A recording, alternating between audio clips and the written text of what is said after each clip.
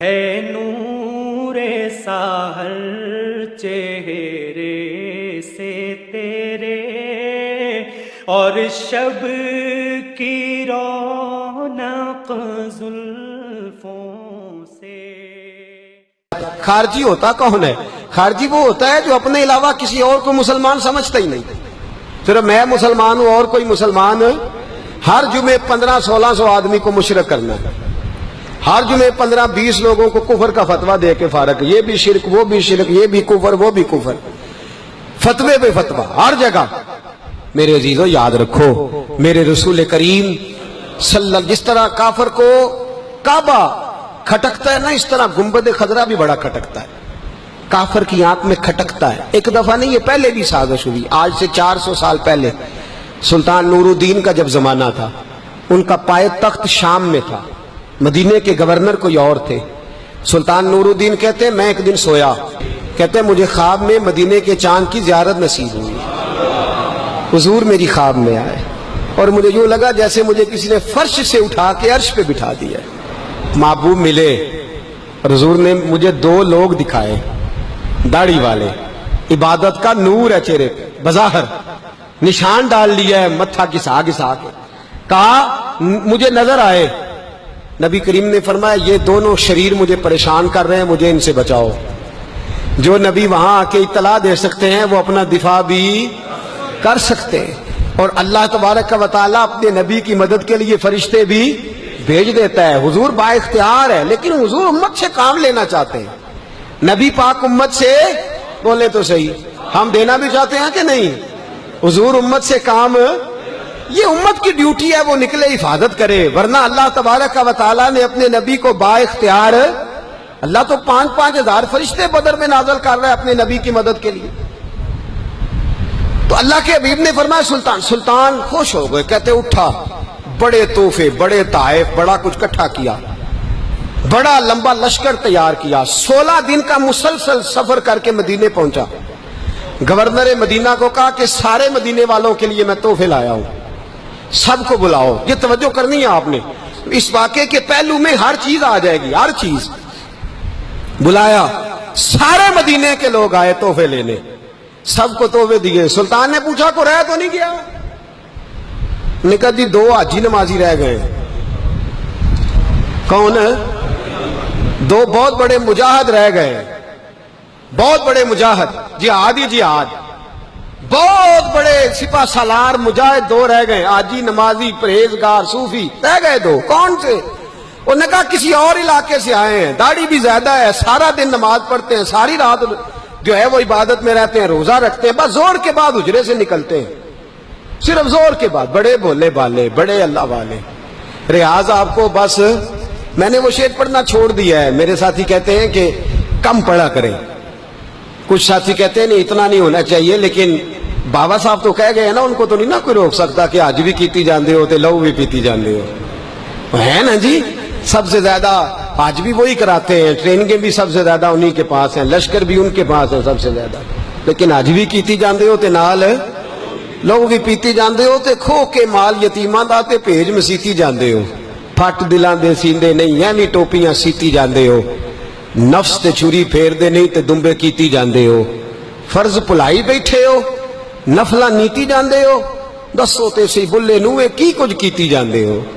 اتنا خطرناک منصوبہ، اتنا خطرناک۔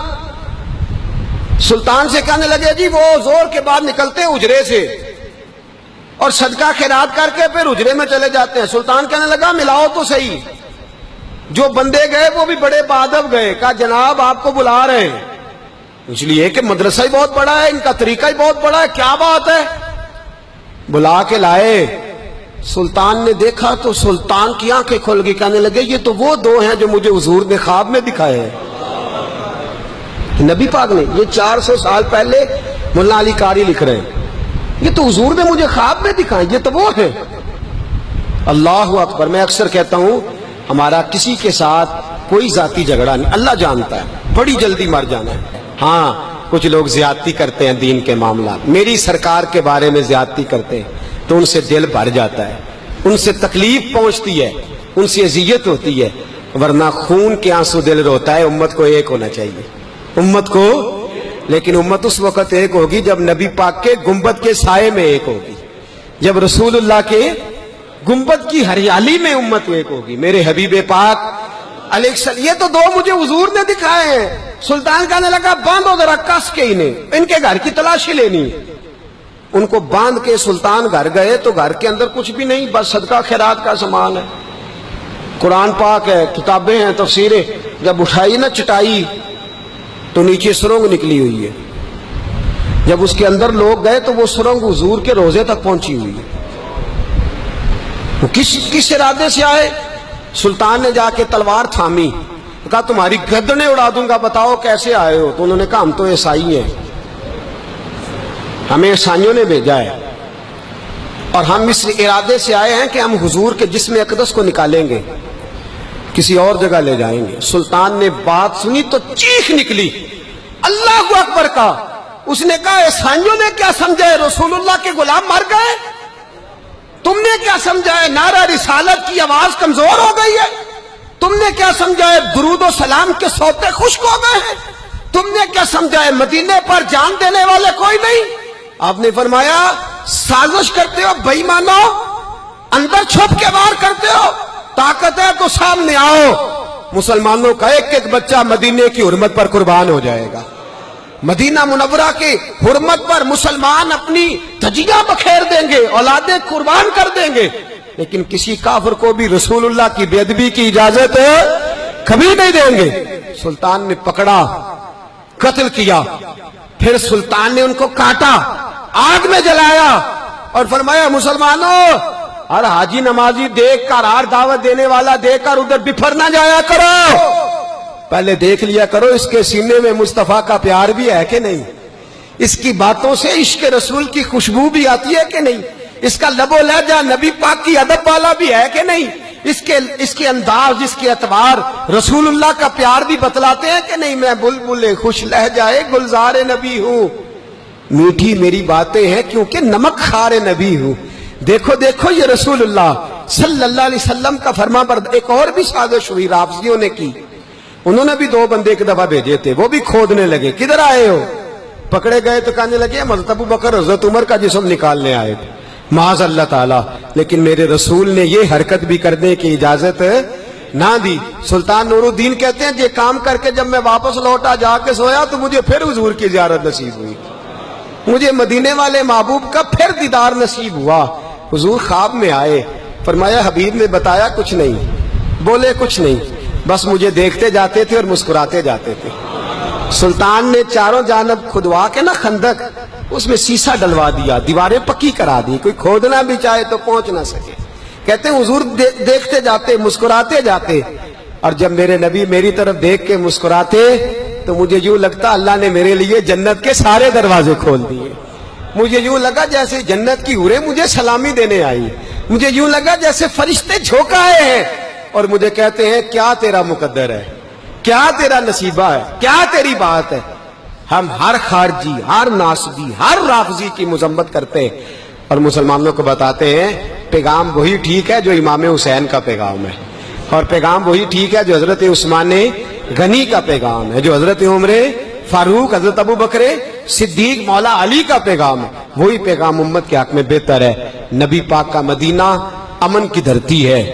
कितना मर्जी किसी का इख्तलाफ अपनी जगह, पर दिल की गहराइयों से दुआ निकलती है, ऐ अल्लाह अपने नबी के शहर को हमेशा अमन और सुकून की ठंडी हवा नसीब फरमा। और खुदा बंदा तू मेरे अल्लाह कारसाज है, कुदरत वाला है। अल्लाह हर उस नजर को तबाह कर दे जो हुजूर के मदीने की तरफ मैली नजर उठाता है, उन हाथों को तोड़ दे जो रसूल पाक के शहर नूर की जानिब देखते। ऐ अल्लाह तबाह कर दे उन लोगों को जो हरमैन शरीफैन की तरफ बुरी नजर से देखते हैं। और एक और बात भी करनी है, देखो मेरे हबीब ने फरमाया मुसलमान एक जान होते हैं, एक हिस्से को तकलीफ हो तो बाकी सारा भी। हमें कश्मीर की बड़ी तकलीफ है। कश्मीर में जो माएँ लाशों से लिपट के रो रही हैं वो मुसलमानों की माएँ, और जो बहनें घरों के अंदर बैन कर रही हैं वो मुसलमानों की बहनें। अमन, सुकून और प्यार के साथ हम अपने घरों में रह रहे हैं, लेकिन कश्मीर में जितने लोग भी शहीद हो रहे हैं वो मुसलमान हैं, वो कलमा गो हैं। اور سارے کے سارے اسلام کے نام پر کاٹے جا رہے ہیں. اور کچھ نہیں ہو سکتا. آپ ووٹ دے کے حکمرانوں کو فارغ کر دیتے ہو. ان سے کبھی کہا کرو کہ خدا را کوئی بیان ہی ڈب کا دے دیا کرو, کوئی کم از کم مشق شوئی کا ہی کوئی فریضہ سر انجام. اور ہم لوگ بھی مست ہیں. یہاں تو ہمارے یہاں شادیوں کے تذکرے عروج پہ ہوتے ہیں, طلاقوں پہ تذکرے موٹی خبروں میں لگتے ہیں, لیکن 40 کشمیری ایک دن میں کاٹا جا رہا ہے. یہ حساب ہونا ہے. ہم پڑوسی ہیں, وہ ہمارا نام لیتے ہیں, ہم سے پوچھا جائے گا صبح قیامت. اور کچھ نہیں ہو سکتا. تو جمعے میں دعا تو ہو سکتی ہے نا کہ یا اللہ تو ان کی غیب سے مدد فرما, اے اللہ تو ان کے حال پہ رحم فرما, اے اللہ تو ان کی مدد فرما, اور کفر کے مقابلے میں انہیں غلبہ عطا فرما. اے اللہ امت مسلمہ کو پھر سے عروج اور باکپن عطا فرما. ہمیشہ مدحت خیر الانام میں گزرے. دعا ہے یہ عمر درود و سلام میں گزرے. آخر دعوانا ان الحمد. ہے نور ساحل چہرے سے تیرے, اور شب کی رونق زلف